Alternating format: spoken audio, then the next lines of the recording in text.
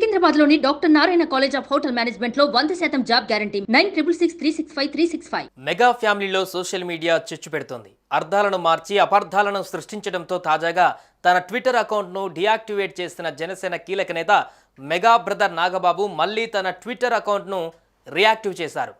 I have deleted my tweet అంటూ post కూడా పెట్టారు. ఇప్పుడు ఇది మరో సంచలనంగా మారింది.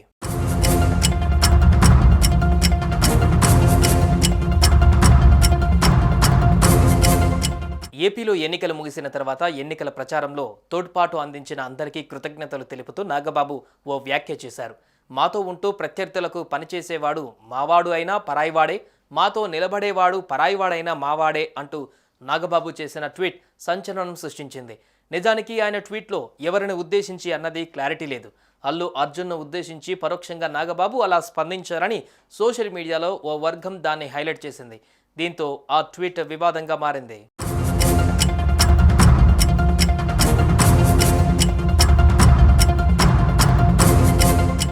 అల్లు అర్జున్ పవన్ కళ్యాణ్ ఎన్నికలలో గెలవాలని ట్విట్టర్లో శుభాకాంక్షలు చెప్పి తన స్నేహితుడు వైసీపీ ఎమ్మెల్యే అభ్యర్థి శిల్ప రవిచంద్ర కిషోర్ రెడ్డికి మద్దతు తెలపడానికి నంద్యాలకు వెళ్లారు.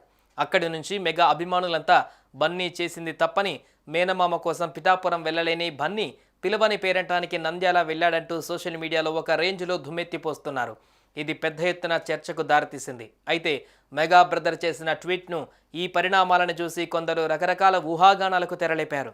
ఈ ఊహాగానాలపై స్వయంగా అల్లు అర్జున్ మీడియాకు క్లారిటీ ఇచ్చినప్పటికీ కొందరు ఈ వివాదానికి మరింత ఆజ్యం పోశారు.